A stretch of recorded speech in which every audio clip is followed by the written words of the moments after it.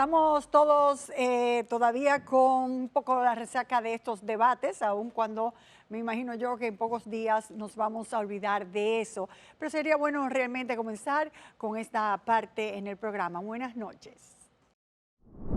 Esta semana todos tuvimos la oportunidad de presenciar un debate, no solo presidencial, sino también para senadores y para los candidatos a la vicepresidencia.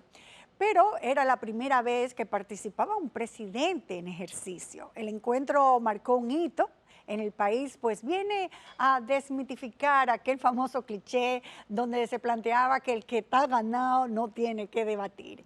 Un país donde la cultura del debate ha aterrizado con evidente retraso. El evento adquiere importancia capital, sobre todo porque se realiza cuando solo faltan 3 semanas para las elecciones del domingo 19 de mayo. Hoy ya uno no se pregunta si hay candidatos capaces de debatir y de conceptualizar, porque ciertamente vimos ese ejemplo. Pero uno se pregunta si esto realmente puede cambiar la posición de las personas luego de ver que el que tiene mayor facilidad de palabra puede ser la persona elegida.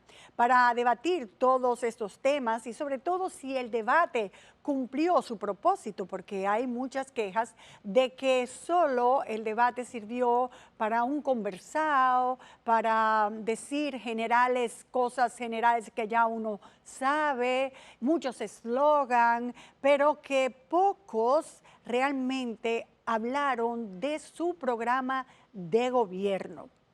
Y eso es lo que precisamente vamos a debatir en este momento con Rosario Espinal, socióloga y catedrática, y Nelson Espinal Báez, abogado, consultor en negocios y mediación. Buenas noches, Rosario. La pregunta es si realmente el debate cumplió con su cometido. Yo pienso que sí, claro, depende de los cometidos que la gente le asigne al debate, pero si le asignamos su función básica, que es realmente tener a los candidatos debatiendo sus puntos de vista, pero sobre todo reaccionando de manera un tanto espontánea a las preguntas que le hacen los entrevistadores, yo creo que sí. Aquí no se había logrado, eso también es un cometido que se logró, que se hiciera por primera vez con los candidatos de los principales partidos. Yo creo que sienta un precedente importante, creo que es un buen inicio, me parece que esto debió comenzar hace ya muchos años, estaba dilatado el proceso de iniciarlo. Así que desde ese punto de vista, creo que llenó su cometido. Bueno, Nelson, tu turno, ¿el debate sirvió para lo que se había creado? Mira, la importancia de un debate no es necesariamente electoral. La importancia del debate es el debate mismo. La política se debate, la política se conversa, la política es confrontación. Es un momento donde los candidatos a cargos electivos conversan públicamente, discuten públicamente, se confrontan públicamente de los temas que le interesan a la ciudadanía, al pueblo, a los empresarios, a los grupos de interés.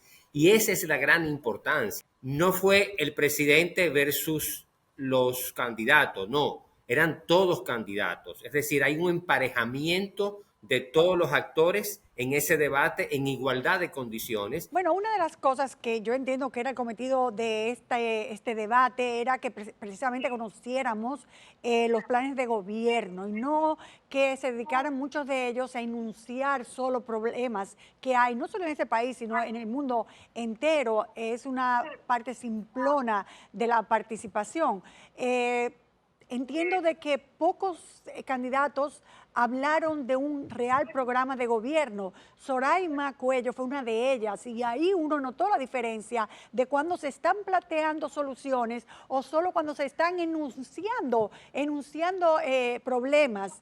Desde ese punto de vista, realmente el debate presidencial de senadores, los vicepresidentes, ¿cumplieron ese cometido?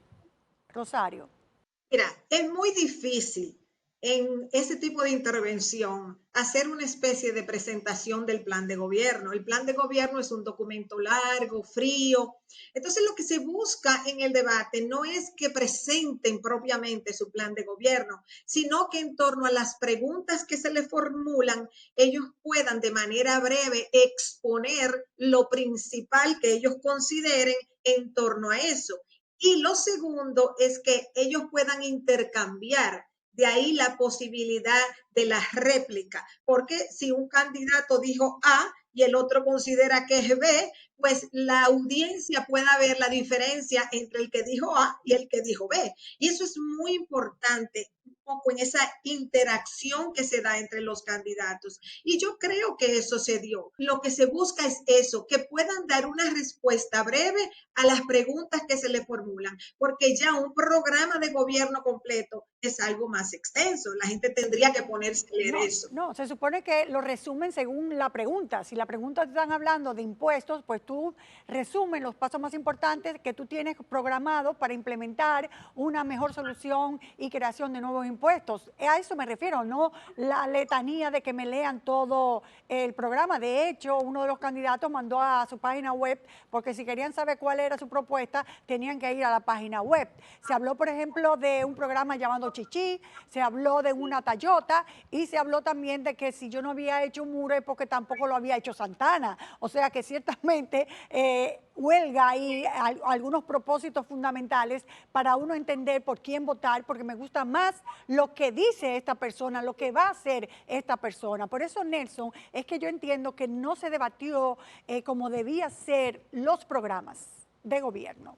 Todo debate tiene tradicionalmente tres líneas estratégicas. Una propositiva, como la estás sugiriendo tú, que las personas proponen algo en 1 minuto y medio, que conste. Una estrategia de ataque al adversario y una estrategia de defensa. En ese 1 minuto y medio de propuesta es muy difícil hacer un plan y una presentación importante. Yo sí creo que hubo una serie de, vamos a llamarle, de defensa de propuestas, más que de propuestas en sí mismo. ¿Por qué? Porque uno de los elementos centrales de este debate fue que debido al 2 contra 1 que había, y natural que lo hubiera, el presidente Abinader se convirtió en el centro del debate y pudo defender sus propuestas ya incorporadas en estos 3 años. Rosario, al final pareciera que este debate solo va a servir para dar como ganador al mejor que habló, el de la mayor facilidad de palabra, el de la mejor verborrea, más que otra cosa. Y de hecho, si se pone a ver la realidad última de las cosas, también a un partido en general o en particular. En este caso, los que conceptualizaron mejor para muchos fue la fuerza del pueblo. Mira, en el debate presidencial, yo pienso que cada uno tuvo sus ganancias. En el caso de Leonel, él reafirma sus habilidades de comunicación. No es nada nuevo para el pueblo dominicano. Él tiene habilidades comunicativas muy buenas y es un político experimentado. Y él reafirmó eso. En el caso del presidente Abinader, él fue capaz de defender su gobierno cuando recibió sus ataques. Y esa es una ganancia para él y de exhibir lo que él considera es su gran obra. Y en el caso de Abel Martínez, la expectativa era muy baja y él pudo debatir con estos dos personajes, presidente y expresidente, y bueno, la gente se sorprendió de que él pudiera hablar en medio de eso. Ahora, en el caso de las candidatas vicepresidenciales, indiscutiblemente que al público le sorprendió la presentación de Soraima Cuello, porque no la conocían y realmente ella mostró un gran manejo de las políticas públicas y de los datos. Fue el área en que ella trabajó por muchos años en el gobierno. Entonces ella se destacó. Gracias. Gracias a ella nos dimos cuenta lo que significa enumerar los proyectos que se tienen y los programas que se tienen, porque ella sí lo logró en 1 minuto, enumerar programas por programas de cada uno de los temas que ella establecía. Nelson, al final este debate lo que va a servir es para apuntalar a 2 o 3 personas, en este caso Soraima o en este caso Omar, que fueron las 2 personas que más se han comentado sobre el asunto. O sea que al final el debate sirve para apuntalar personas, políticos. Así es una oportunidad para darse a conocer. El caso de la señora Soraima se ha dado a conocer, ha sido su lanzamiento político, eso es evidente, y el caso de Omar, que lo hizo extraordinariamente bien por igual. Perfecto. Bueno, cuando, Rosario, ya brevemente, cuando se dice que este debate apoya la democracia, ¿me puedes tú decir en qué la apoya? Bueno, la apoya en el sentido de que cuando tú tienes políticos de diferentes partidos que normalmente están enfrentados, hablando entre ellos, saludándose entre ellos, envían una señal de estabilidad política. Y eso es importante para una democracia. La democracia necesita estabilidad política. Muy bien, ya para finalizar, se ha dicho que esto no va a cambiar ninguna intención de votos, pero solo cambia un poco la forma de ver a las personas luego del debate. ¿Es así, Nelson? Tradicionalmente, la evidencia histórica demuestra que los debates no cambian mucho, salvo casos excepcionales como recientemente en Ecuador con Noboa, que dio un salto extraordinario, y otros casos particulares en el análisis comparado de debate.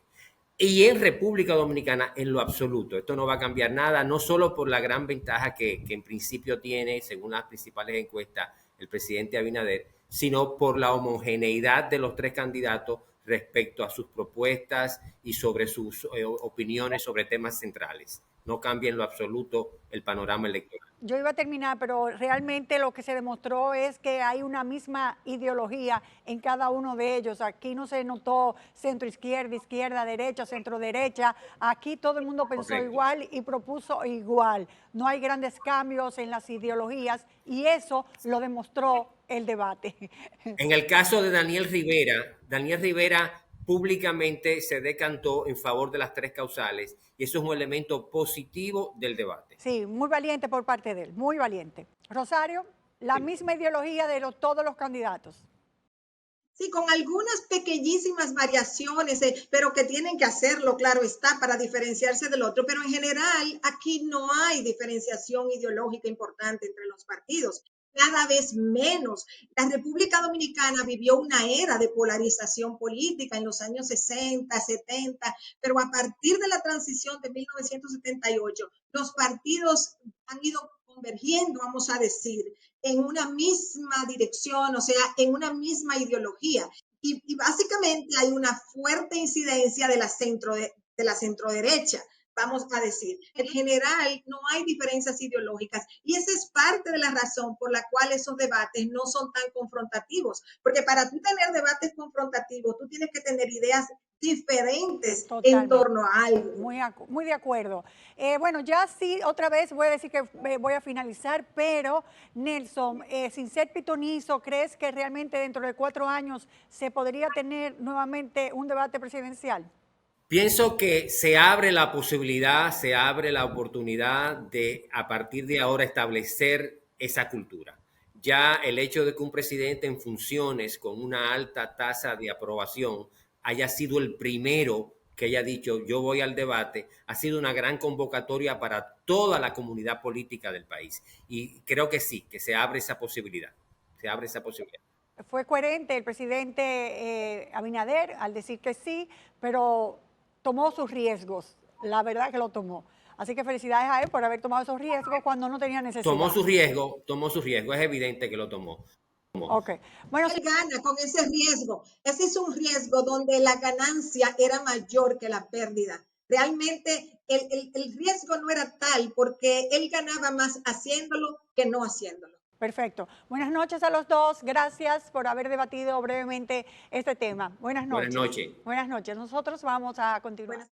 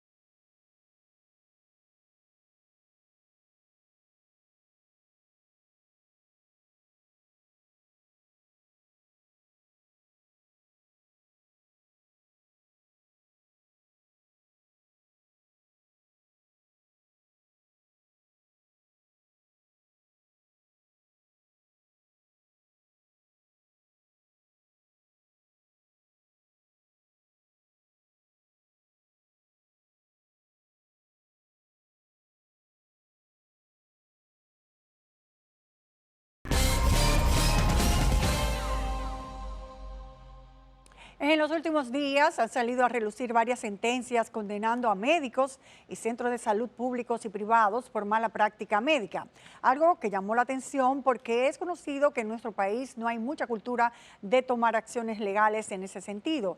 Y en algunos casos, cuando lo hacen, no le dan el seguimiento al entender que el sistema de justicia actúa con lentitud y no favorece a las víctimas. Recordemos algunos de los numerosos casos de víctimas de malas prácticas que hemos presentado. Me hicieron una lipo demasiado agresива. Quedé con los glúteos deformados y las piernas deformadas. Independientemente de que él sea un ser humano, yo entiendo que él no tiene ningún tipo de corazón. Una persona que hace eso no tiene corazón. Dañarle la vida a tantas personas. Los puntos negros, agarrando nada, están ahí guindando. ¿Por qué? Porque ella trató de remendarme por fuera, pero entonces ya no me tenía que remendar por fuera. Cuando estuve allá en el país, que ella me amenazó a muerte, yo sentí miedo. Por eso, en este nuevo trabajo conoceremos el lado humano de estos fallos emitidos por la Suprema Corte de Justicia al conversar con una de las demandantes favorecidas recientemente. Mientras tanto, actores del sector salud, como el Colegio Médico y las clínicas privadas, advierten de las consecuencias que se podrían derivar de querer judicializar a cada paciente o cada paciente llevar un caso en la justicia. Estas sentencias están sentadas en un buen antecedente o se trata de una cacería de brujas contra el sector salud. Es lo que pretendemos responder en este reportaje, ya que hay muchas vertientes sobre este asunto, pero particularmente pienso que ya era hora de que se comenzara a judicializar y a obtener sentencias sobre estos casos, porque a través de este programa muchas veces decíamos que esto no terminaba en justicia, que esto no terminaba en condena, que había mucha impunidad. Ahora, lo extraño es que ha sido una retahíla de sentencias, una detrás de la otra, que mueve a sospecha, como si hubiera habido una línea bajada para que se decidieran esos casos y de esa forma pues destaponar un poco el sistema judicial con los casos de negligencia médica, de clínicas y de médicos. Nosotros por nuestra parte creo que está muy bien lo que ha estado pasando, que ya era hora que pasara, pero hay otros actores que piensan lo contrario y vamos a ver de qué se trata, según ellos, esta situación de la serie de condenas que ha habido en las últimas semanas sobre médicos y también clínicas y hospitales. Somos médicos, no somos delincuentes. Ya de esto hace 16 años y todavía lo recuerdo como el primer día porque me han quedado muchas secuelas. Muchas personas me desalentaban diciéndome que no, que eso era un caso perdido, que no íbamos a obtener buenos resultados. Pero yo seguía, yo tenía fe en Dios y en mi abogado de que se iba a hacer justicia. Estas pacientes son algunos de los rostros detrás de las 9 sentencias que han salido a la luz en las últimas 2 semanas por mala práctica médica. En el caso de Ramona Núñez Mena, fue favorecida con una sentencia el 30 de mayo del 2018, que condena a la falsa doctora Rosa Arelis Acevedo Bonilla y al Centro de Estética Medicina Preventiva Naturalize al pago de casi $1 millón por contraer una bacteria tras la aplicación de biopolímeros en los glúteos, lo que provocó que dejara de orinar, dolores en los senos, inflamaciones en el hígado y la espalda. Mis hijos se quedaban en el colegio y a mí se me olvidaban, me daban una fiebre, yo no era esposa, yo no era madre, yo no era nadie, yo estaba muerta en vida. Y ya yo no quería ni saber de mí, pero como quiera yo por mis hijos, yo luchaba mucho por mi vida. Y ella me decía que no era nada, que yo me lo estaba inventando. Por eso decidió tomar acciones legales aun cuando la presionaban, la intimidaban psicológicamente. De hecho, también la acusaban de solo querer dinero. Yo sentí mucha vergüenza porque realmente ese no es mi móvil, nunca lo ha sido. Yo le dije, yo soy la voz de muchas mujeres que hoy en día no pueden hablar. Y es que solo el proceso de recuperación llegó a gastar más de 3 millones de pesos, pero luego de más de 10 años de haber tomado acciones legales, obtuvo justicia el 30 de mayo del 2018. Yo no he podido trabajar, yo porque tengo mi propio negocio y porque yo dependo de mí misma, pero si yo hubiese sido empleada desde el 2008, yo no estuviera trabajando. Otro caso es el de esta señora que prefiere mantener oculta su identidad, favorecida con una sentencia emitida en 2023 que condena a Sedimat al pago de 15 millones de pesos por lo ocurrido a su mamá Paula Antonia Rodríguez Morales luego de una operación en marzo del 2015. Ella padecía de un fuerte dolor en la pierna derecha, si no mal recuerdo. Tomamos una cita en neurología en Sedimat.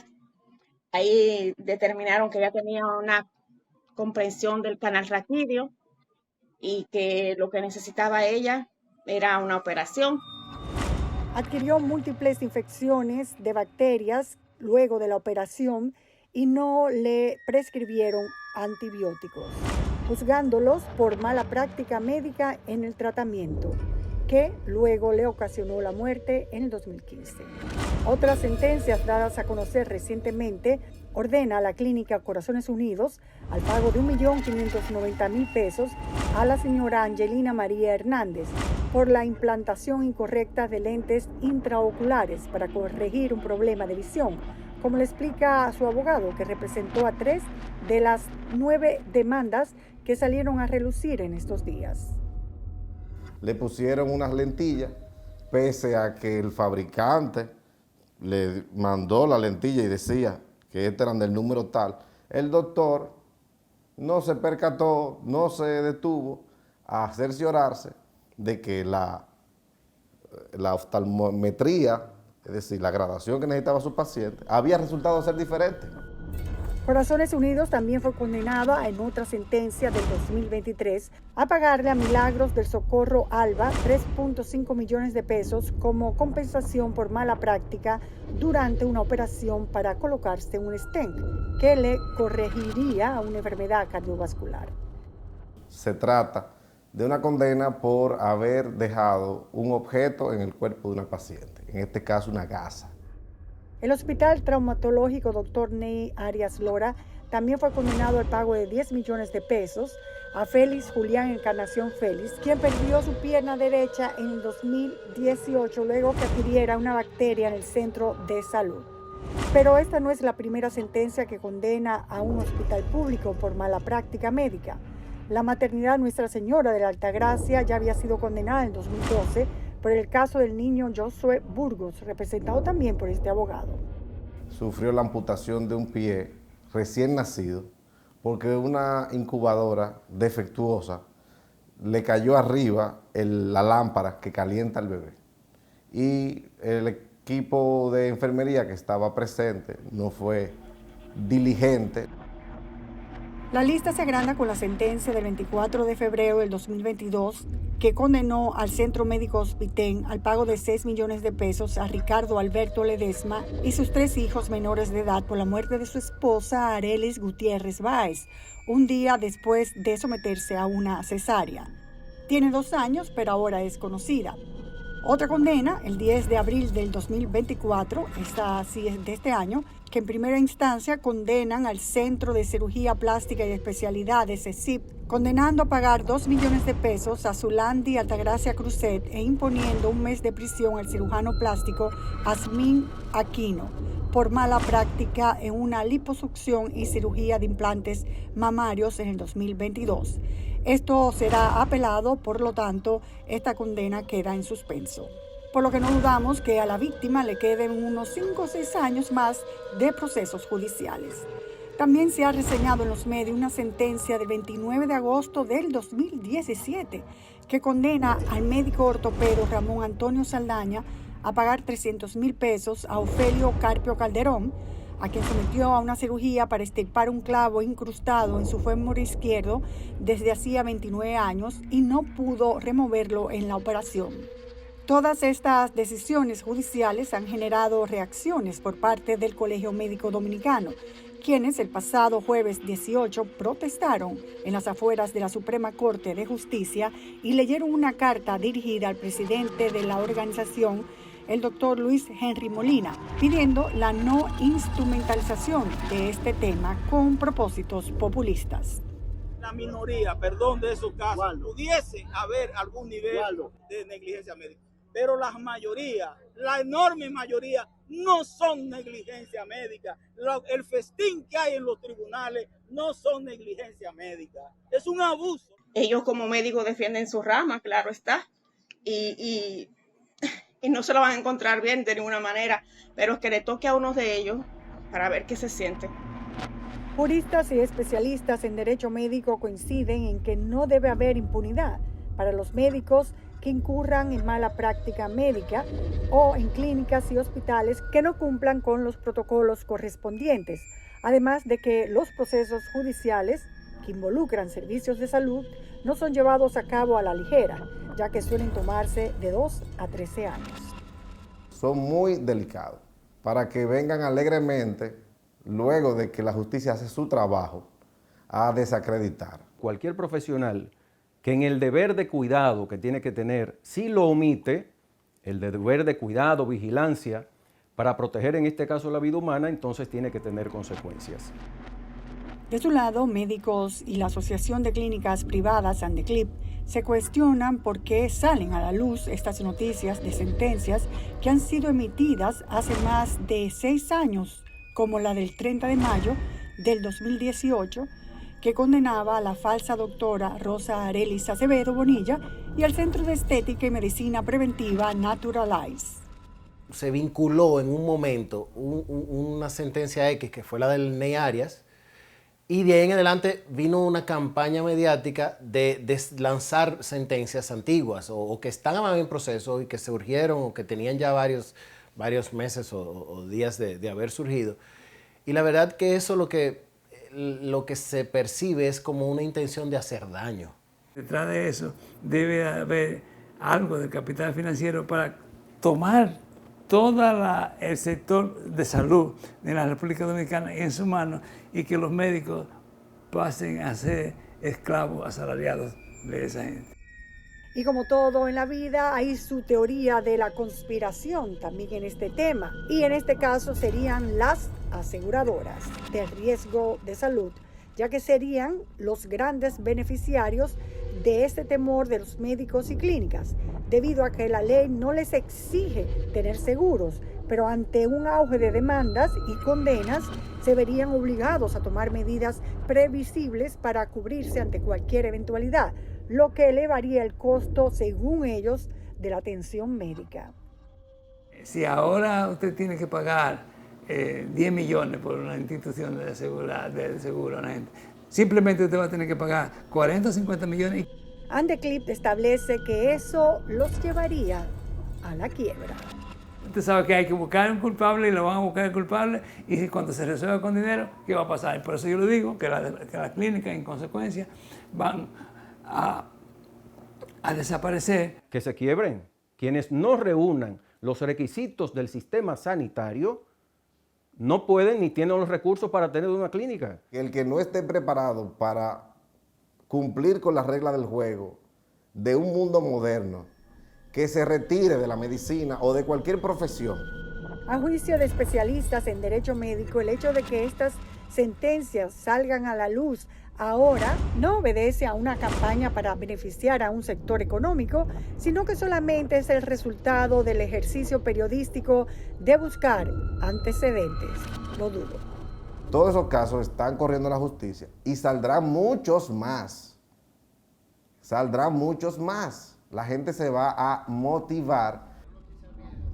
Mientras tanto, médicos expresan el temor de que a partir de ahora ocurra una lluvia de demandas y que prosperen, aunque sea 6 años después, ya que antes los afectados se desalentaban ante los numerosos reenvíos y lo difícil de probar una negligencia médica. Pero con esta publicidad de sentencias presentes y pasadas, pues se van a animar. Personas que lo que están buscando es dinero, ni siquiera resarcir un problema o algo, sino buscar dinero porque entienden que la demanda sea una forma rápida. El lenguaje mundial de la justicia para resarcir a la víctima es la prisión para los condenados y dinero para los afectados. Dinero que muchas veces no llegan a resarcir la pérdida de un familiar o el dolor, el sufrimiento y el trauma psicológico de una víctima de mala praxis. Además de que las sentencias no son muchas ni de tan altos montos.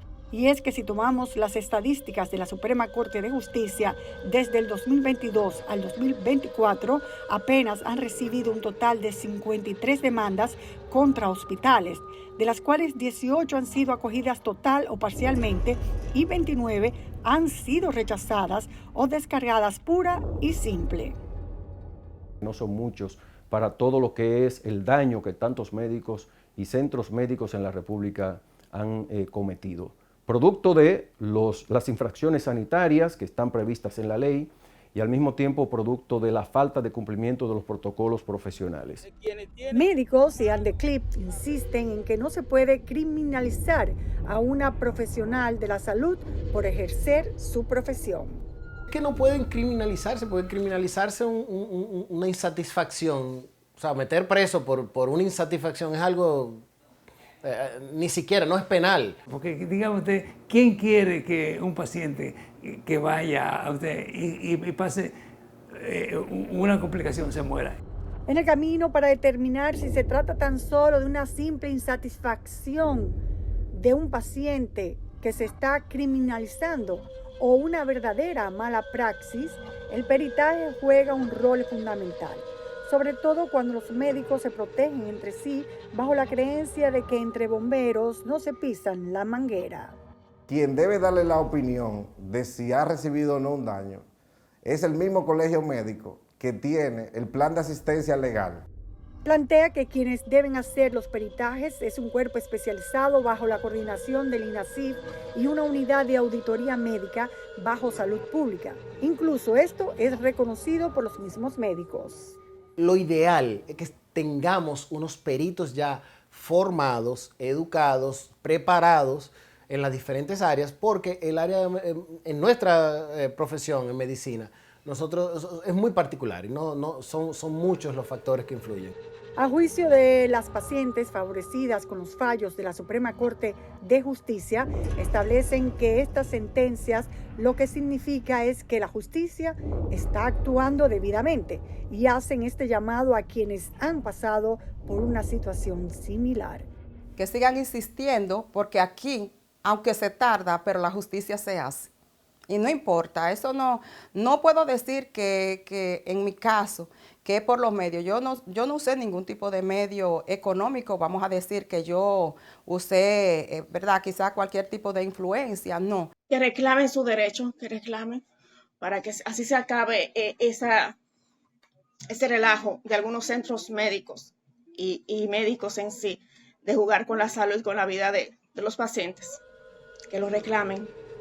Más allá de lo que hay detrás de estas 9 sentencias a médicos y centros de salud, aun cuando muchas de ellas son de años atrás, hay un hecho incuestionable, y es que los daños están ahí y todavía siguen impactando la vida de estas personas afectadas por esta situación. Yo tengo que ponerme unas inyecciones que me cuestan 15,000 pesos cada vez para yo poder mantenerme un poco con vida, o sea, como sentirme que estoy viva, porque cuando me baja mi sistema inmune y me sube todo, yo no soy nadie. Si bien es cierto que es altamente sospechoso este auge de noticias de sentencias que dan la impresión de ser recientes y no lo son, el beneficio que ha traído conocer estos casos es mucho más grande. En un país que por décadas víctimas de mala praxis han desconfiado del sistema judicial. Esto nos confirma que sí es posible lograr justicia. Aunque el sector salud tenga temor de un festín de demandas injustificables, si se toman las medidas de seguir los protocolos médicos y contar con un seguro quizás, no debe ser motivo de preocupación o crítica. Aunque el dinero a través de una indemnización no logra subsanar las pérdidas de un ser querido, el sufrimiento, el dolor y los traumas que dejan las malas prácticas médicas, es hora de frenar la impunidad.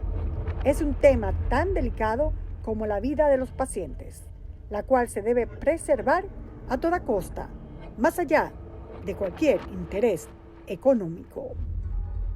Es muy duro tú llevar a tu madre caminando, ¿verdad? Aunque sea cojeando porque le dolía mucho la pierna y que te la entreguen muerta. Eso es una horrible. No quiero que nadie pase por una situación así. Y el hecho de que la sentencia nos haya favorecido, eso indica que la justicia dominicana está actuando debidamente.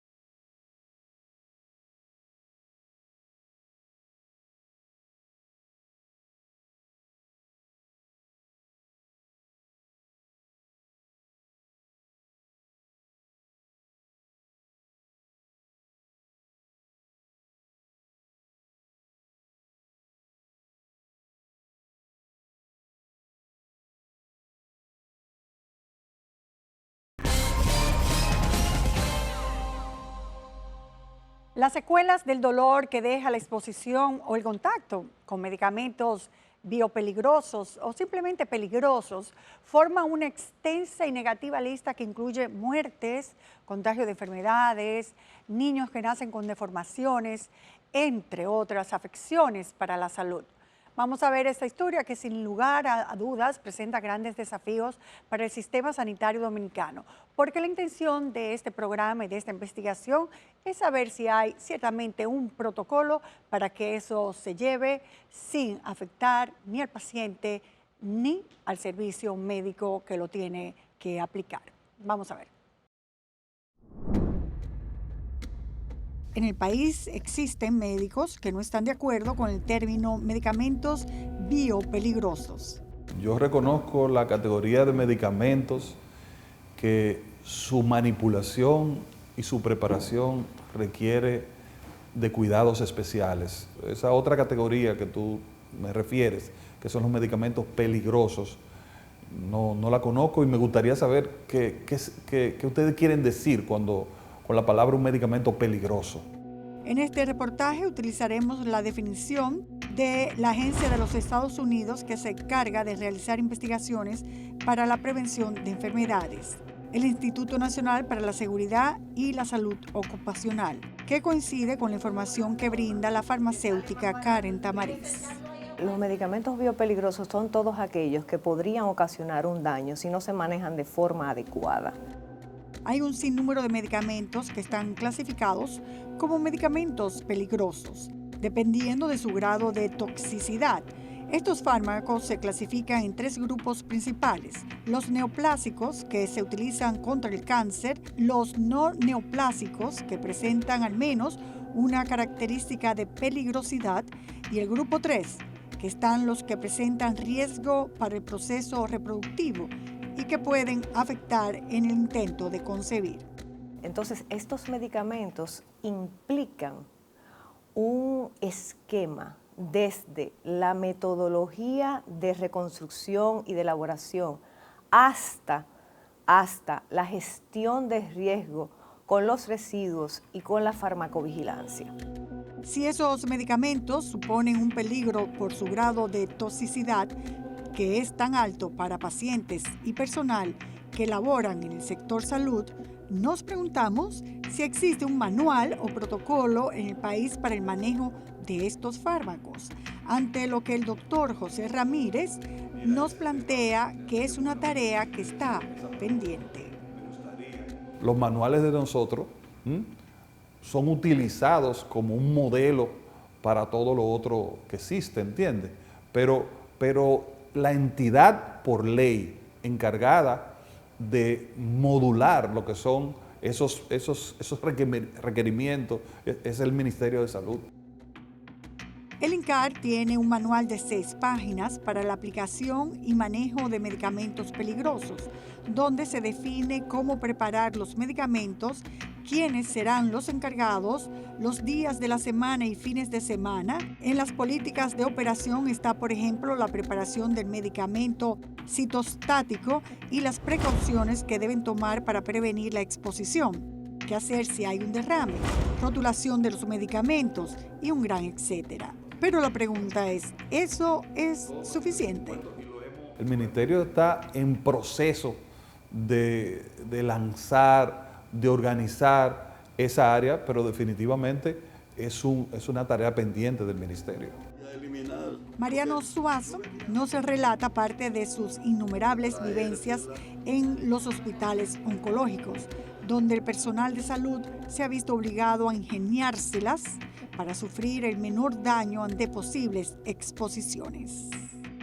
Aquí no hay una política de bioseguridad para el personal que trabaja en esos departamentos con ese tipo de especialidad. Y te lo digo porque yo durante aproximadamente 6 años era quien administraba la quimioterapia en el departamento de oncohematología en el Hospital Luis Eduardo Ibarra. Y yo tenía que inventarme mi propia seguridad. En opinión de Karen Tamariz, si en República Dominicana se busca crear un reglamento para proteger a los más afectados, sería necesario el concurso de varias instituciones gubernamentales, como lo establece la Ley de Salud General. Mira, para el término de regulación, tiene que ser, el Ministerio de Salud es el ente regulador, conjunto con el Ministerio de Trabajo, porque tiene que favorecer a la calidad de la protección de los empleados. Pero implica también al Servicio Nacional de Salud, porque es quien presta el servicio.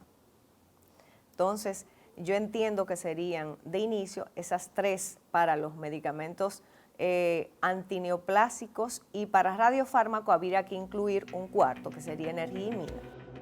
En una visita guiada por las diferentes áreas del Instituto Nacional del Cáncer, se nos permitió ver que a pesar de algunos departamentos están siendo remodelados en estos momentos, exhiben avances importantes en las unidades de quimio y radioterapia. Sin embargo, esa no es la generalidad de los hospitales oncológicos del país, como sugiere la doctora Tamariz. Para la utilización de estos medicamentos se necesitan infraestructuras especiales, como por ejemplo campana de flujo laminar, kit de extravasación, kit de derrame, entre otros adelantos. Yo hace tiempo que he visto que hay profesionales médicos sobre todo, que reconstruyen el fármaco en sala con los pacientes. Entonces el paciente está expuesto y el profesional de la salud también está expuesto. Entonces la paradoja, ¿por qué se mueren oncólogos de cáncer? Las fotos que se muestran en pantalla es un ejemplo de extravasación que ocurre cuando se produce un escape sanguíneo en la piel de un medicamento utilizado contra el cáncer. La doctora Tamariz nos explica cuáles son las enfermedades más comunes ante la exposición o contacto directo con algún medicamento peligroso. Con esta exposición son cánceres de diferente tipo. Comienzan, por ejemplo, con anemia plástica, leucemia, linfoma, cáncer de hígado y un sinnúmero de cánceres. Mama podría también ser. Va a depender mucho el fármaco a que esté expuesto el profesional de la salud. El presidente de Asonaem confiesa que perdió a una compañera de trabajo que había contraído cáncer en el área de radioterapia del hospital donde laboraba, enfermedad que se le produjo debido a que no existía un protocolo que le obligaba a protegerse. Según nos dice, ella se exponía mucho trabajando sin la protección necesaria. Hay mucho riesgo, incluso yo tuve una compañera que murió de un cáncer de hígado, un CA de hígado, porque ella trabajaba en el oncológico, en el departamento de radioterapia. Ustedes no saben lo traumático que es dar una radioterapia. Rubí Altagracia Magdalena, hija de Nereida Linares, quien fuera enfermera del Instituto del Cáncer, quedó huérfana cuando aún le faltaban 4 meses para cumplir 3 años. Hoy, 26 años después y con nostalgia en su rostro, se manifiesta a favor de que se tomen medidas en aras de evitar que la tragedia que ocasionó la muerte de su progenitora no le suceda a otra persona. Porque así como me pasó a mí, quedarme huérfana de madre, también de padre, así mismo le puede pasar a otra persona. Y el lugar de una madre no lo ocupa otra persona. Ya sea por falta de protocolos o de interés por seguir lo poco que hay en el proceso del manejo de estos medicamentos tóxicos, la verdad es que pareciera que la ignorancia por parte del personal de los servicios médicos es uno de los elementos a tomar en consideración. Mira, hay un medicamento que se llama doxorubicina. Yo no sé si tú has ido a un hospital o has visto algún paciente con un suero de color rojo. Eso es mortal. Eso es lo más dañino que hay. La doxorubicina, medicamento al que se hace referencia Mariano Suazo, es un fármaco ampliamente utilizado en el proceso de quimioterapia, cuando el personal de enfermería lo prepara fuera de la cabina que se utiliza para esos fines, que la protege a ella y al paciente, y así no provoca ningún daño por su alto nivel de toxicidad. Lo único, educar, regular y pensar que República Dominicana tiene un reto muy grande con el cáncer, porque nosotros tenemos factores que dentro de los códigos que establece la Unión Europea como cancerígenos potentes. Las normas no solo deberían abarcar el manejo, exposición y suministro de los referidos fármacos, también incluye el proceso de eliminación de los desechos de los medicamentos biopeligrosos, donde se regula el tipo de empresa a contratar, la forma de eliminación del producto, entre otros aspectos. Es todo un protocolo especial en cada caso. O sea, un frasco que se sobra de un medicamento oncológico no se tira a la basura, ni va en una funda donde van otro tipo de desechos. Hay fundas con colores especiales, va a sitios especiales. Aquí hay una compañía que se encarga del manejo de los desechos también. Las denuncias constantes era la falta de protocolos para estos desechos de medicamentos de alto riesgo, ya que se utilizaban una caseta de incineración ubicada en la parte de atrás de hospitales, pero hubo que cerrarlas debido a que el humo iba al medio ambiente y generaba contaminación. Lo malo es que algunos hospitales todavía la utilizan. Indudablemente, en un área tan vital como la salud, ningún elemento se puede dejar suelto o sujeto a criterios individuales del personal sanitario. Es necesario establecer reglas, normas claras que eviten la improvisación. Hoy día, la cuestión no es tan compleja si tomamos en cuenta que la legislación dominicana establece con sobrada claridad cuáles son las instituciones responsables de elaborar y trazar dichos procedimientos. Y entonces la pregunta es, ¿qué se sigue esperando? La voluntad política.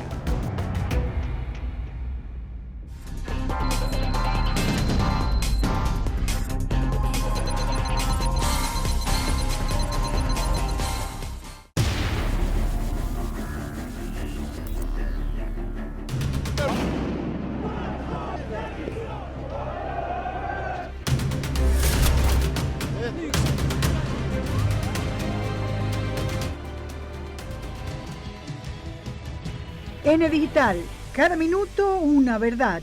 El periódico con las noticias en tiempo real.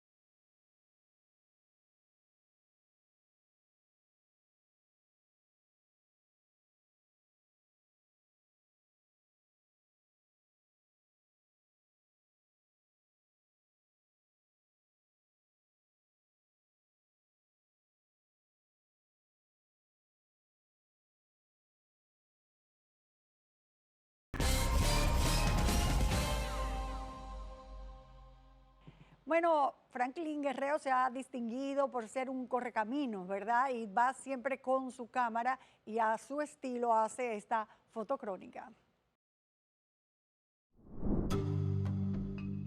Vamos a la fotocrónica de este sábado 27 de enero del 2024. El pasado sábado se reunieron en el Gran Salón de la Comandancia General del Ejército el Comando Conjunto Unificado. Estuvo presidido por el Mayor General Carlos Fernández Onofre con el objetivo de unificar procedimientos, nuevas estrategias y fortalecer las operaciones conjuntas en pro de la seguridad ciudadana.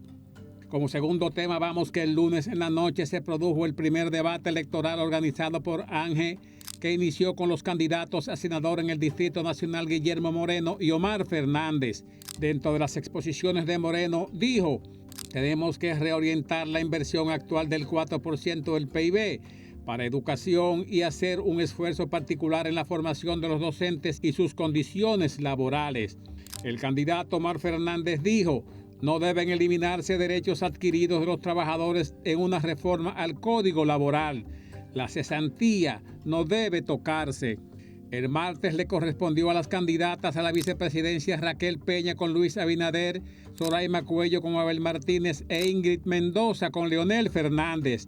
Todas tuvieron participación destacada. Lógicamente que el ejercicio de funciones públicas sirve de mucho soporte para expresarse con fluidez y conocimientos. Llegó el día miércoles esperado por todos para ver por primera vez las propuestas y cariñitos entre los aspirantes a llegar o para quedarse en la presidencia. Inició Luis después de su presentación y dijo: trabajamos cada día, logramos recuperar nuestra economía luego de año y medio del país cerrado, las zonas francas, el turismo, la agropecuaria, con una economía que ha crecido en un promedio 6.5% desde el año 2021. Leonel Fernández dijo: solo se han creado 8.000 empleos y el presidente Abinader prometió crear 1 millón de ellos. Necesitaría 12 años de gobierno para lograrlo. Y el aspirante Abel Martínez resumió un mensaje entendible: prefiero apostar a la gente, no quiero hablar de números en frío, mientras el estómago de la gente está vacío. En otro tema, a medida que avanzaba la semana, los alcaldes recién electos se juramentaban, la mayoría respetando el protocolo. Carolina Mejía de la capital lució sobria y cada detalle se cumplió, acompañada del más votado de la circunscripción número 2, Junior Castillos, cariñosamente Nuno. Pero las tropelías de Manuel Jiménez no podían faltar.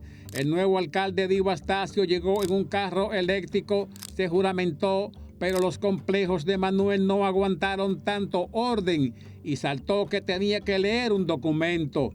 Los regidores nuevos no sabían qué pasaba. Lo dejaron para que no armara otro espectáculo desagradable. Pero ha sido así siempre, desde su huelga de hambre en el Colegio San Francisco, solo siendo aspirante a alcalde. Pero lo que nunca imaginaron los de Santo Domingo Oeste era su fascinación por la basura. Se las dejó 4 años de corrido. Esperamos se mude bien lejos para siempre. En otro tema, el sepelio del doctor Franklin Almeida Rancier fue una verdadera muestra de afecto y solidaridad. Después de la UAS fueron trasladados al Congreso y por último a la Casa Nacional de su partido. Allí se les rindieron honores y palabras únicas de méritos en todos los sentidos. Gracias por las fotos al amigo Dani Polanco. No era completa la semana sin la presencia de la fístula del alofoquismo en la sociedad. Las enseñanzas de esa doctrina del desorden y el mal ejemplo se llevó por delante a un joven brillante, Joshua. La pandilla se justifica y pagan caros abogados, mientras la madre fue la que más exigió justicia y la consiguió. Entre indecencias, dinero por lomas y tolerancia oficiales, estamos fritos. Doctorcito, 15 años. Luisito, 20 años. Chiquito, 30 años. El alofoquismo no va a recapacitar. Pero no todo fue malos ejemplos en esta semana. La Comipol participó en la Feria de la Innovación Universitaria Innova 2024. Estuvieron en el Ministerio de Defensa, donde le explicaron a los presentes el uso de la aplicación Asistencia Vial, MOPC. Asistencia Vial, Ministerio de Obras Públicas y Comunicaciones, ganadora del primer lugar en el año 2023. Y así terminamos esta difícil semana.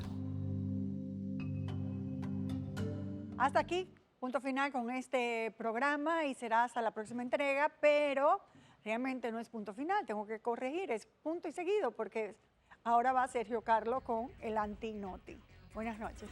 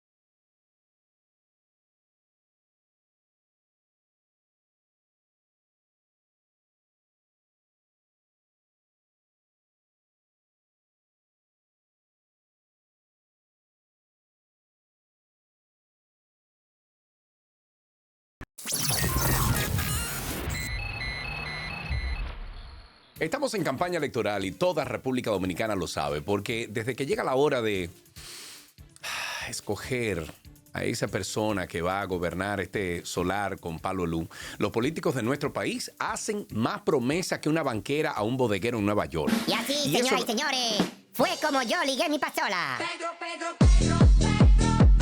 En los países de la gente que viaja, las campañas políticas tienen una base diferente porque todas requieren de una muy buena planificación, un equipo de campaña con análisis, que sepan leer el contexto y vamos a decir que la problemática social, hacen buenas mediciones para la toma de decisiones y sobre todo nunca pierden el contacto con el pueblo.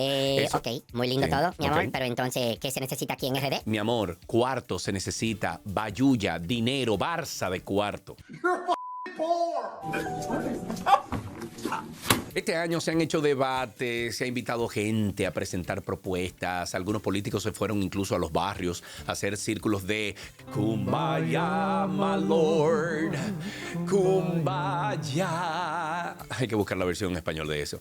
Y también, qué sé yo, a prometer que las ideologías plumísticas van a ser parte del progreso porque, según ellos, en un gobierno de colores nadie se va a quedar atrás. Y eso tiene que... Espérate un momentico, Dime. entonces, ¿qué es lo que va a pasar con el de atrás? Dime, Nada, producción, no va a pasar nada. Ah, yo creía. Perfecto. A lo que me refiero es que los políticos bananeros siempre hacen lo mismo. Y Luis Banana Dirt también ha hecho su paquete. ¡Ay, Dios mío, qué paquete! Uf.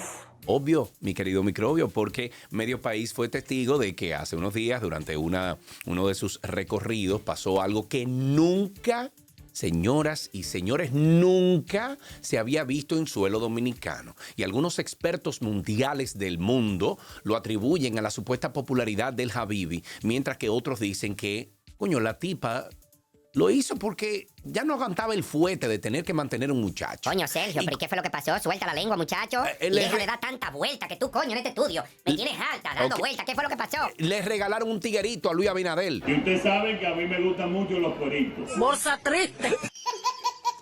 Así como ustedes lo escuchan, señores, en medio de esta algarabía, de los saludos, las viejas en batas, los miniatletas en las ligas de la vitilla con miras al béisbol, una señora se desprendió de su futura jubilación, del regalo más grande que Dios le ha dado. La tipa, señores, se desprendió de su muchacho.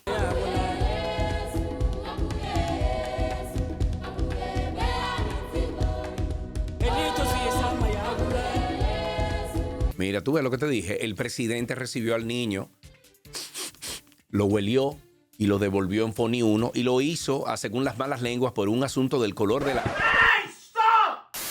Pero es que no me dejan hablar, señores. El color de la camisa del niño, el color, por Dios, que fue de que por no llevar los colores del partido, del PRM. O sea, que tú estás diciendo que si se lo hubiesen pasado de blanco, se liquida con el chamaquito. Puede ser que sí, puede ser que no. Pero como estamos en campaña y había que averiguar qué fue lo que pasó con este muchachito, nuestro equipo de investigación se trasladó hasta el lugar de los hechos y pudimos concertar una entrevista con el niño. Pasamos.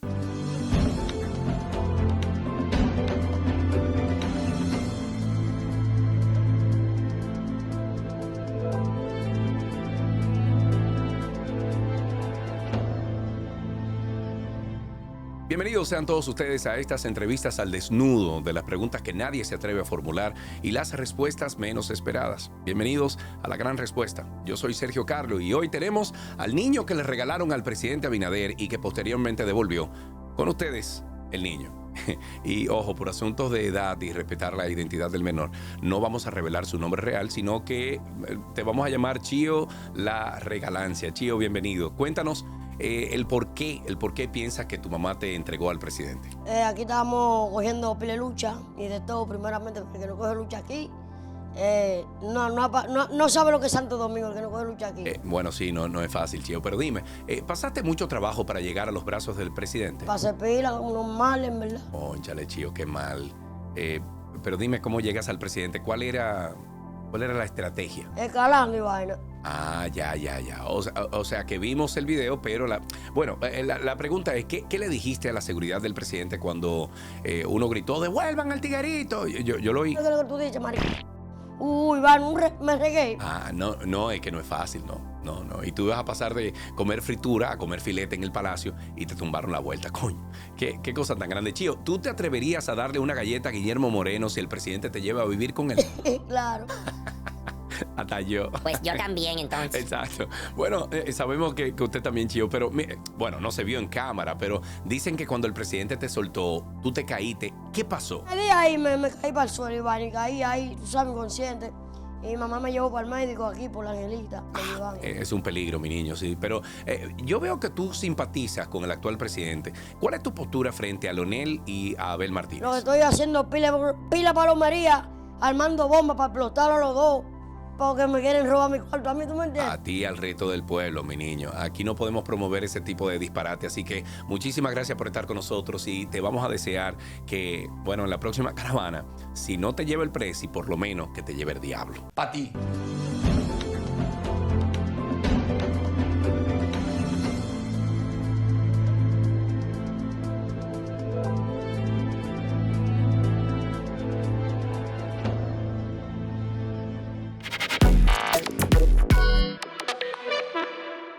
Bienvenidos a esta emisión del Antinoti. Somos una sátira noticiosa en contra de los intereses de los que mandan y a favor del poco capital que nos dejan. Con ustedes, Sergio Carlo. A menos de un mes de las elecciones del 2024, Leonel sigue mareando gente. Escúcheme. Y esto por aquí. Y que entonces la cocaína... Una locura. Y Abel Martínez casi ni se siente. De hecho, si usted se detiene a ver un poco de lo que está pasando, ¿verdad? En el ámbito político en República Dominicana, usted se dará cuenta que la mayoría de las vainas que suenan del PLD son porque el Vico Medina sale a las calles todos los días a tirar por esa boca 2.600 toneladas de basuras diarias. La estrategia de Leonel y la FUPU, la FUPUL del pueblo. En estas elecciones ha sido criticar el gobierno de Abinader y mercadear la candidatura de Simba para metérnoslo como senador y en un futuro entonces convertirlo en una versión 2.0 del padre de Afronel Mareos. Vamos arriba, arriba, a ver qué sale de esto. De hecho, es un comportamiento que deja muchas, pero muchas interrogantes, porque mientras Abinader ha dejado el forro haciendo campaña con su Guillermo Minene, alias el amamantado, Leonel no ha querido que lo vean con su pupilo porque di que tiene miedo. Coño, que se le jodan los planes de llegar al gobierno. Mi amor, espérate un momentico, pero ¿es de Simba o de Rafi Pi que estamos hablando? Dime. Estamos hablando de Simba, mi amor. Simba, porque aquí todo el mundo sabe que en el ámbito político la cola del león es más larga que el rabo del moreno. ¿El moreno de WhatsApp será? No, producción. No, me refiero a es un refrán, por Dios. Me refiero a que los gobiernos de Afronel han terminado con más problemas que un Sonata Mamey, mientras que a Luis Adopta Dirch no le importa sacar a Guillermo a pasear por toda la ciudad porque... Oye, yo Dime, pensando sí. en esta cuestión de Luis cogiendo todos estos chamaquitos, sí. si yo le entrego esos 3 carajitos míos, ¿tú crees que Luis cría Dirch? El precio se lo lleve y me lo entregue ya cuando están graduados y todo para que me mantengan. Yo espero que no. La verdad, yo no creo, producción, pero miren, el punto es que Afronel estuvo en una entrevista del Sol de la Mañana y cuando fue abordado por Calamardo, sobre el tema de la lucha contra el narcotráfico en el gobierno de Luis Jaraca Dirch, Leo pensaba, señores, que estaba de robo, que iba de robo, hasta que Calamardo también le mencionó el tema de, bueno, algunas personas en su entorno a las cuales los gringos le han quitado el visado. Lo mejor que debe de hacer Leonel es mandarme mi dinero. Hablar del tema del narcotráfico y del narcoestado, acusando de narcoestado al gobierno que preside Luis Abinader, el cual la DEA le ha reconocido en varias ocasiones por su capacidad y recolección y el gran trabajo que han hecho en contra de las drogas y el narcotráfico. Eso por colaboradores o personas aliadas al partido que han sido acusadas en otros países, principalmente en los Estados Unidos.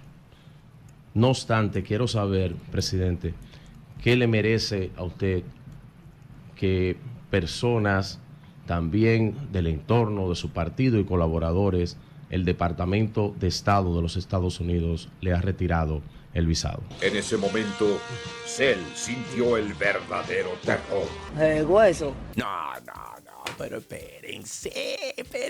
Vamos a darle un chance y vamos a ver qué fue lo que respondió el león. Por favor, producción, ponlo. Bueno, yo pienso que para todos resulta altamente preocupante que en un partido político pueda haber alguna persona que por su vínculo con el tráfico ilícito de drogas sea condenado por un tribunal de los Estados Unidos. Va a tener mi respeto y mi apoyo. Yo pienso que para cualquier organización política y para los que estamos en la política en República Dominicana, independientemente de que no sea de nuestro partido, es motivo de preocupación. Y obviamente esa persona no actuó sola, porque en una red narcotraficante no se actúa en aislamiento, tiene que estar en contacto con otros.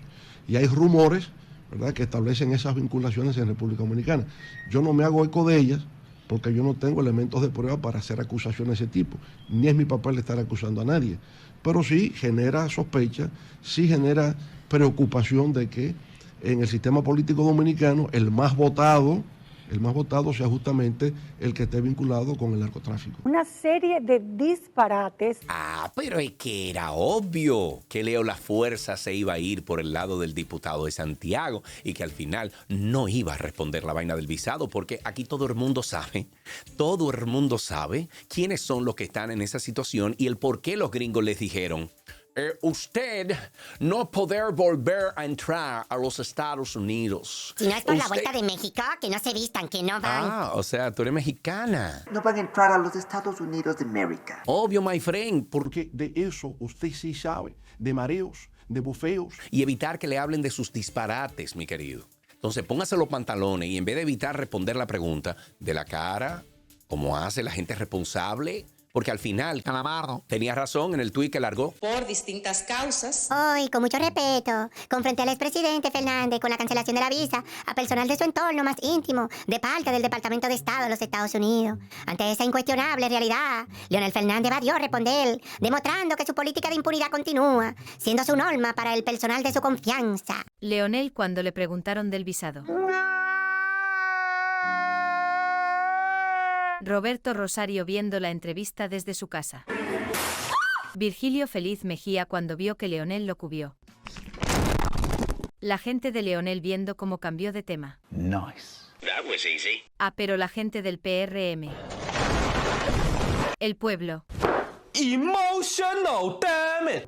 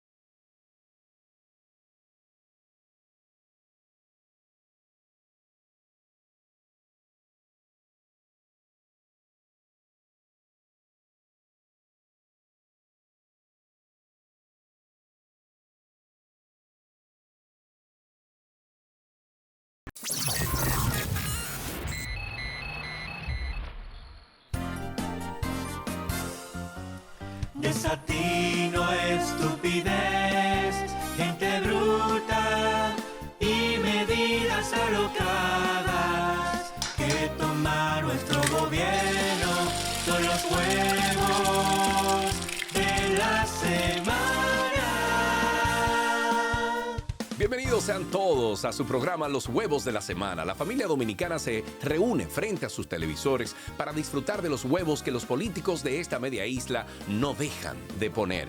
Y uno que tuvo un breve ataque de senilidad, será uno chiquito, por unos segunditos nada más, fue nuestro querido expresidente El Vico Medina, o conocido por muchos luego de deforestarse el bigote como Labio Amplio. El nuevo aeropuerto de Bávaro lo van a construir en ese terreno, muchacho. ¡Diablo, pero coño, si yo te agarro! ¡Óyeme con esta silla! Mis amigos, al parecer, luego de aquel abrazo más ficticio, coño, que el abrazo que te da una ex tuya, me estoy refiriendo al junte ese que hicieron de Rescate RD y de aquella pasarela diciendo que Abel era el que va y que, que no le cogían corte a más nadie. El marido de Candy Flow lo traicionó el subconsciente, levantando viejas pasiones y en vez de mandar a votar por su gallo, ¿verdad? Lo mandó a votar por el león. Eso no me lo esperaba. Según un video compartido en redes sociales, se puede ver a cariñosamente el Vico, quien cada día se asemeja más a uno de los paticos de Mario Bros, corrigiendo un error que cometió. Ah, no, pero espérate, déjame ponerme un momentico, espérate. Tengo aquí. Míralo. Míralo ahí.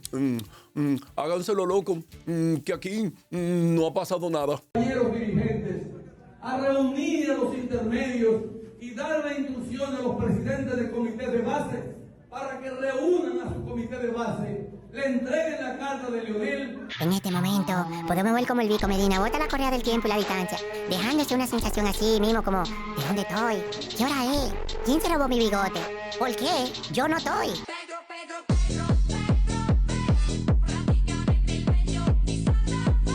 Pati. El domingo 19 de mayo tendremos elecciones presidenciales y congresuales en esta República Dominicana para elegir al presidente hasta el año 2028, así también como a los diputados y senadores que conformarán el poder legislativo. Y a juzgar por la publicidad en redes, la comidilla del momento es quién ganará la senaduría del Distrito Nacional, si será Omar Fernández o Guillermo Moreno. Porque a mi querido Vinicio Castillo, ni siquiera lo invitaron al debate de Ángel y hay un dato muy importante con eso. Pero más importante que eso es quién ganará y aquí te traemos el último análisis al respecto. El primer ejercicio es si usted recuerda los nombres de todos los candidatos a senadores que mencioné y las estadísticas dicen que más del 80% de las personas no se van a recordar quiénes eran los dos últimos que mencioné, indistintamente de que fueran hasta mejores que los demás. Porque precisamente eso hasta ahora venía pasando con Guillermo Moreno, cuyo partido en las pasadas elecciones de febrero apenas aportó el 0.5% de los votos. Pero Guillermo no lograba calar a nivel nacional como una opción presidenciable, porque aquí, para ser presidente, tiene que llegarle, vamos a decir que su momento a la gente, y a Guillermo no le había llegado para la presidencia y él hasta ahora no aspiraba a otra cosa. Con 4 procesos electorales aspirando a la presidencia, es la primera vez que Guillermo Moreno aspira a otro cargo. Para los entendidos en la materia, entienden que le faltaba una plataforma política y que ahora con el PRM, ganaría la senaduría de Santo Domingo. Del otro lado tenemos a Omar Fernández, cariñosamente bautizado como Simba, aquí en el Antinoti, como el hijo del Rey León, quien es actualmente diputado y obtuvo un total de 28.016 votos en las elecciones del 2020. La gente dice que Omar gana aunque pierda, porque Guillermo ya llevaría 4 procesos perdiendo y este sería el primer tropiezo de Omar, que al ser tan joven se mantendría vigente a futuro. Y para colmo, para compensar el arrastre que ser hijo de un expresidente pueda tener en Omar Fernández, Luis Abinader ha asumido la campaña de Guillermo Moreno como suya. Es por esto que podemos ver anuncios donde salen ambos candidatos hablando entre ellos, expresándose admiración mutua y exaltando sus virtudes. De hecho, por la considerable diferencia de estatura de ambos, pareciera que Abinader es el papá de Guillermo Moreno y solo falta entonces que lo pongan agarrándole la mano como padre para llevar a su hijo al colegio o al Congreso. Por otro lado, Omar ha tratado de no venderse como el hijo del león para no arrastrar con ello el alto nivel de rechazo con que cuenta su padre. Ha sido una muy buena estrategia de campaña que el oficialismo ha combatido, diciendo que Omar representa a Leonel y ambos son uno solo. Pero lo curioso de estas elecciones es que por primera vez que recordemos, hay 2 senadores compitiendo que apoyan un mismo presidente. Guillermo Moreno y Vinicio Castillo apoyando a Luis Abinader, y según las últimas encuestas que circulan, Vinicio tiene un supuesto 5% de intención de voto que habría podido definir o asegurar el triunfo de Omar o Guillermo, por lo que aquí se confirma la teoría de divide y triunfarás. Pero solo habrá un senador y el que ganará de los 2 es el que saque más votos válidos el día de las elecciones. Y por votos hay que recordar que el Distrito Nacional está dividido en 3 circunscripciones, y la más decisiva de todas, la número 3, donde a pesar de ser la de menor extensión territorial, es donde casi está el 50% de los votos que se cuentan.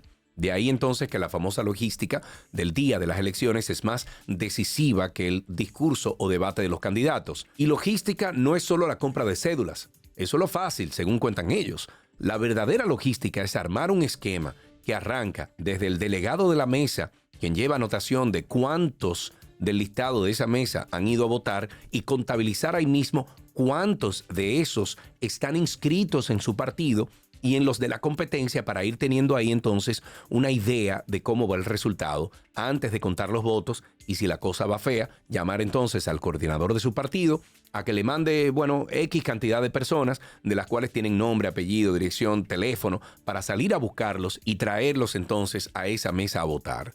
Por eso es la importancia de que usted vaya a votar el día de las elecciones y vote pensando en qué es lo mejor para el país. Y en materia de senadores y diputados, es usted quien debe votar pensando por quién lo haría mejor. Si usted quiere que cambien las leyes, que no nos metan más impuestos en frío sin exigir por ley un control del gasto, si usted quiere más protección del medio ambiente, o lo que sea que a usted le importe, vote por el candidato que represente esos ideales que tiene usted.